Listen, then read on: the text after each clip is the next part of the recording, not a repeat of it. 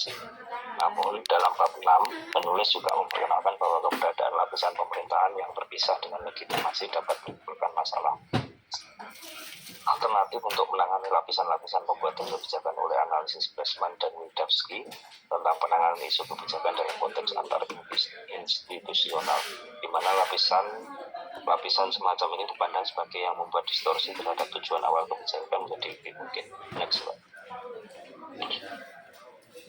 Selanjutnya, klien pada tahun 2000 membahas isu ini dengan cara yang tak berbeda. Ia membandingkan dua kontribusi teoritis yang dibahas dalam bab 4, yaitu dari Bokin dan kawan-kawan dan serta Stoker.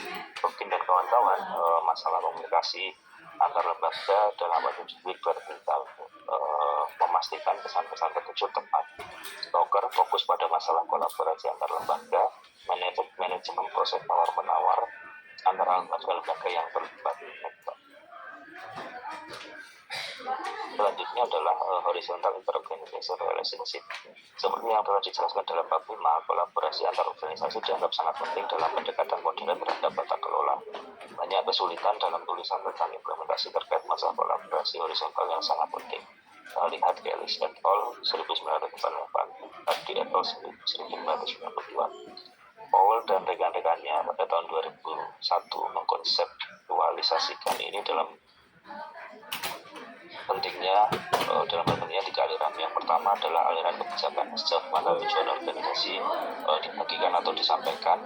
Yang kedua adalah aliran proses, mekanisme atau instrumen untuk mencapai tujuan. Selanjutnya yang terakhir adalah aliran sumber daya, terutama uang. Selanjutnya masih di horizontal interorganizational relationship. Bagian tentang hubungan antar organisasi horizontal dalam bab 6 mencatat ini sebagai masalah yang dimana penelitian kualitatif terlihat dominan. Penulis berpendapat bahwa seharusnya mungkin untuk memasukkan data terkait beberapa aspek ini ke dalam studi kuantitatif. Antara lain, yang pertama, pentingnya hubungan kolaboratif di mana perilaku salah satu lembaga utama sedang diawasi. Selanjutnya, kualitas hubungan kolaboratif dalam sistem implementasi yang bergabung dan jaringan. Yang ketiga, sikap terhadap kolaborasi dan sejauh mana kepercayaan terhadap organisasi lain. Yang terakhir, sejauh mana peran kolaboratif dikembangkan. Penelitian Mayer dan O'Toole tahun 1999 dan 2001 mencoba untuk memperkenalkan pendekatan kuantitatif yang lebih komprehensif dalam eksplorasi subjek penting. Nilainya apa, Ngit?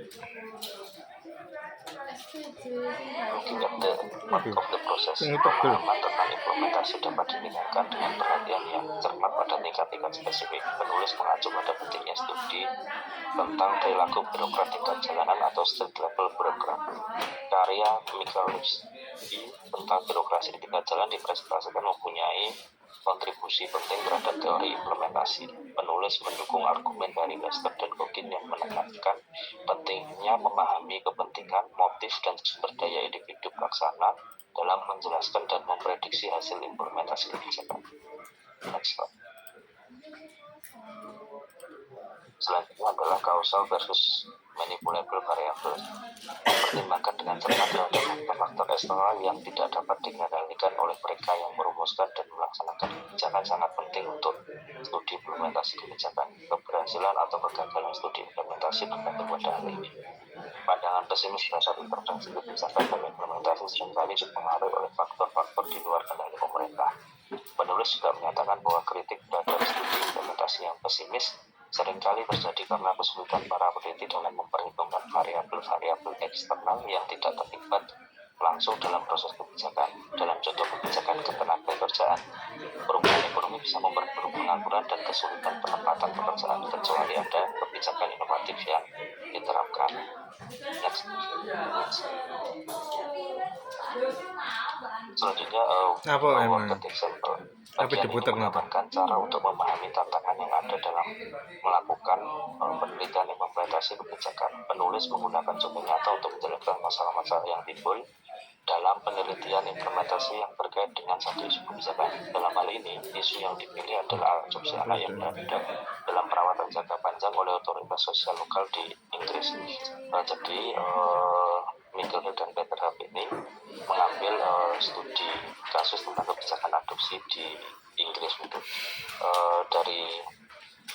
Dari yang ditulis oleh Hill dan Peter Hub itu setidaknya ada beberapa yang menjadi catatan penting yang saya pegang gitu. Pertama, kebijakan ini belum berbentuk undang-undang. Jadi kalau biasanya mereka ini kan kalau di kita kan banyak juga yang kebijakan harus ada dasar hukumnya yang paling tinggi, misalnya undang-undang.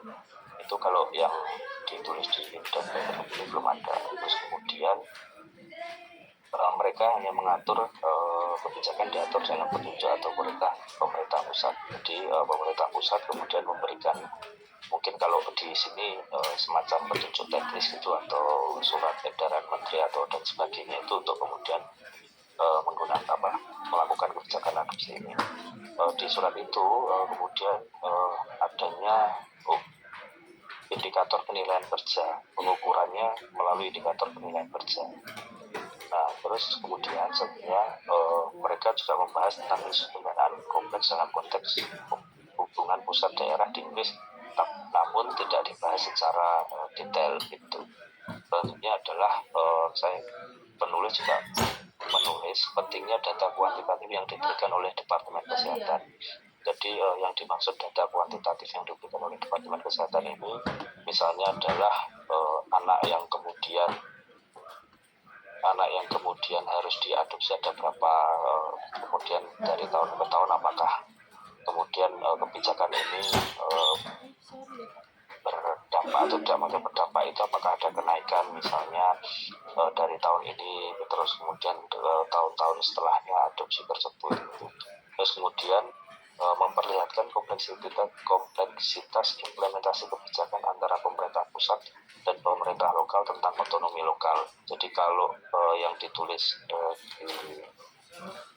di Michael Hill dan Peter Hub ini, jadi karena ditulis itu ada banyak otonomi lokal, atau kemudian kalau kita bicara misalkan di Indonesia adalah otonomi daerah. Jadi mereka itu implementasinya mungkin setiap daerah mempunyai kearifan lokal atau otonomi masing-masing. Jadi mungkin mereka kemudian masing-masing daerah itu menciptakan inovasinya sendiri-sendiri gitu. Terus kemudian penulis juga memperlihatkan bahwa pentingnya kolaborasi antar lembaga. Di sini yang dimaksud kolaborasi antar lembaga adalah ya tadi yang misalnya karena di sini adalah adopsi itu, kalau di Inggris mungkin data dari Departemen Kesehatan, terus kemudian data sosial, itu harus ada kolaborasi yang baik begitu. Selanjutnya yang terakhir adalah menggabungkan pendekatan kuantitatif dan kualitatif untuk memenuhi faktor-faktor yang mempengaruhi keberhasilan kebijakan. Next, Pak. Nah, selanjutnya yang terakhir adalah kesimpulan contoh kasus. Pertama adalah perhatian terhadap variabel kausal yang tidak dapat dikendalikan oleh mereka yang terlibat dalam proses kebijakan, sangat penting. Yang kedua adalah pemodelan statistik akan lebih efektif sehingga data yang tersedia membedakan output atau outcome yang memberikan gambaran yang lebih jelas mengenai dampak kebijakan. Yang ketiga, penting untuk mengintegrasikan penelitian kualitatif dalam penelitian kuantitatif untuk mengeksplorasi proses implementasi memiliki keterbatasan dan kualitatif bisa memberi wawasan yang lebih kaya. Yang terakhir, teknik penelitian yang mengontrol variabel-variabel yang tidak dapat dikendalikan oleh pelaksana kebijakan diperlukan untuk memastikan bahwa penelitian benar-benar menguji proses implementasi itu sendiri, bukan hanya faktor eksternal yang mempengaruhi hasilnya. Next. Terima kasih Prof. Vika dan teman-teman dari kelompok kami. Saya Mas Hasan dan Mbak Febri. Mungkin ada salah kata dan mungkin ada kekurangan, mohon untuk dimaafkan. Berarti juga ada pertanyaan dan masukan, kami tunggu. Wassalamualaikum warahmatullahi wabarakatuh. Waalaikumsalam.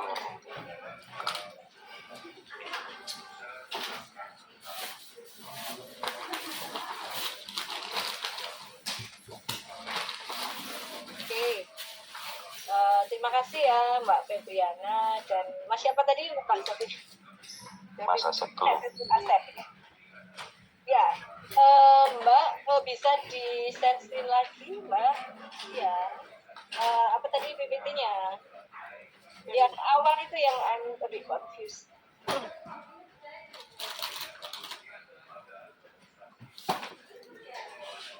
Nanti sambil ditanya tanya jawab ya. Yang pertama Mbak saya, yang awal-awal. Nah, ini chapter 2. Nah, ini ya.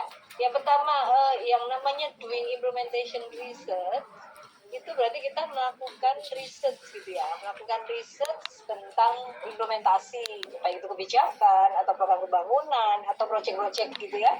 Jadi kalau kita kebijakan kan kemudian kebijakan itu ditranslate menjadi program ya atau diturunkan jadi program-program. Program kemudian mempunyai beberapa proyek gitu ya. Nah, in doing implementation research kita bisa mengambil objek ataupun case study dari kebijakan itu sendiri, program maupun project kan gitu ya. Ini the most general understanding of public implementation policy. Nah, terus kalau doing implementation research kita berhasil melakukan research atau studi tentang implementasi kebijakan gitu ya. Jadi I a bit confused dengan menciptakan doing implementation research itu apa gitu ya. Coba nanti ini dari mana ini menciptakan doing implementation research. Jadi nggak usah ada menciptakan ini sebenarnya. Doing implementation research merupakan cara untuk mengamati itu boleh mengstudi untuk mengamati atau bicara situasi gitu ya. Ya Prof. Kemudian suatu kebijakan mungkin tidak lebih dari sekedar responsibility, tetapi memunculkan dampaknya terhadap masalah yang dipersepsikan. Ini kadang kalau kita translate jangan terlalu literally per huruf gitu ya. Jadi kadang kalau bahasa Indonesianya nggak enak ya dibuat yang enak lah gitu ya misalnya ya. Bahwa karena ketika kita doing implementasi research atau studi implementasi itu kita bisa melihat implementasi dari program itu sendiri gitu ya, the implementasi itself. Jadi bagaimana suatu kebijakan, program maupun proyek itu diselenggarakan, dilaksanakan.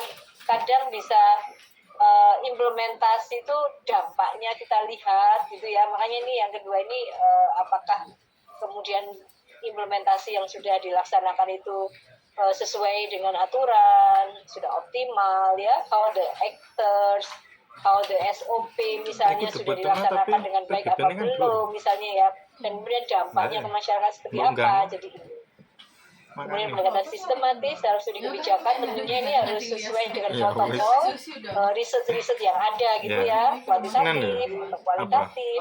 Even if we want to do systematic literature review apa studi JS ya bisa pakai mixed method, bisa riset using big data juga bisa gitu ya. Nanti kita jelaskan banyak lebar setelah selesai. Silakan kalau ada diskusi dengan teman-teman ya. Mungkin ada pertanyaan, ada feedback dari teman-teman, silakan diundang Mbak Febriana dan Mas Asep sambil didiktif ya. Siap dong. Ya.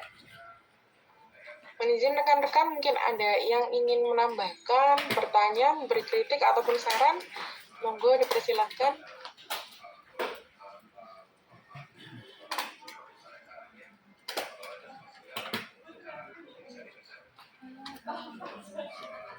Izin Mbak Febri. Siap Mas Farhan, monggo. Mbak Febri ini kan pembahasannya tentang doing implementation research ya, terus di slide nomor 11 kayaknya. Nomor berapa? Yang 11. 11. Ya, dari Rivas Michaelewski yang studi tentang perilaku birokrat tingkat jalan, street level birokrat. Nah, karena memang pembahasannya tentang doing implementation research, maksudnya riset-riset yang terkait dengan implementasi itu kan, kalau di awal kita kuliah kan Prof Eka minta kita mencari banyak ini ya paper itu. Nah, kira-kira ada yang selain yang sudah disampaikan di contoh kasus yang sudah ada di bukunya ini, ada ini nggak, mencari selain yang ada di situ nggak? Kira-kira membahas tentang ya mungkin level street level birokrat, atau mungkin penelitian street level birokrat di Banyuwangi mungkin, atau di atau belum atau seperti apa? Oke Mbak, makasih. Ya, terima kasih Mas Farhan. Mohon izin kalau dari kami pribadi, saya ini Mas belum membuka, hanya sekedar dari buku ini saja. Mungkin ada tambahan Mas Asep, barangkali Mas Asep membaca lebih dari ini Mas. Ini mohon izin Mbak Febri. Terima kasih Mas Farhan. Kalau misalkan lihat masalah tentang apa tadi strict birokrasi ya. Jadi kalau misalkan bacaan, mohon maaf kita belum menambahkan Mas Farhan tentang bacaan-bacaan yang lain. Tapi di dalam tulisan itu yang saya sedikit pahami ya, mungkin yang dimaksud dalam street travel ini itu adalah melihat kebijakan ini dengan efektif atau tidak. Terus kemudian perlu dilakukan studi yang lebih mendalam terhadap sikap dan perilaku staf yang terlibat. Jadi yang paling tingkat sampai bawah ini di dalam Michael Hill dan Peter Hub ini benar-benar harus kemudian dilihat apakah kemudian dampak dari respon anak-anak yang diadopsi itu setelah dia diadopsi bagaimana dan sebagainya. Michael Hill dan Ben Hub melihat sampai ke arah situ. Begitu Mas Farhan mungkin yang bisa jawab. Mohon maaf Mas Farhan, terima kasih. Aman-aman Mas. Terima kasih. Terima kasih Mas Farhan. Mungkin rekan-rekan ada yang ingin menambahkan kembali?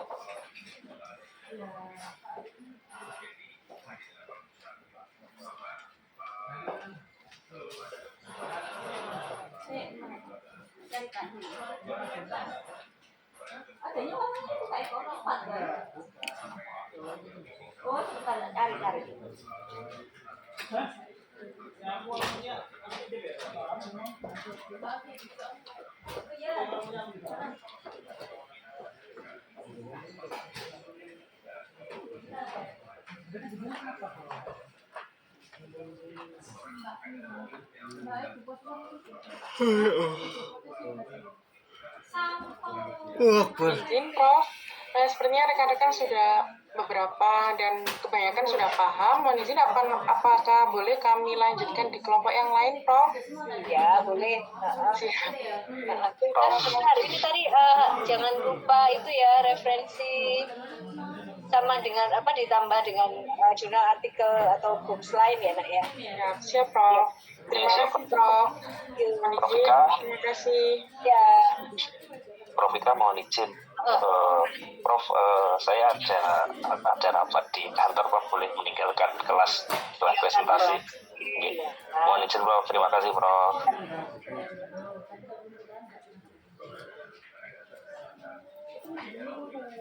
Ya, baik Prof, mungkin selanjutnya presentasi langsung dari kelompoknya Mas Wahyu dan Mas Fatuk dulu. Mas Wahyu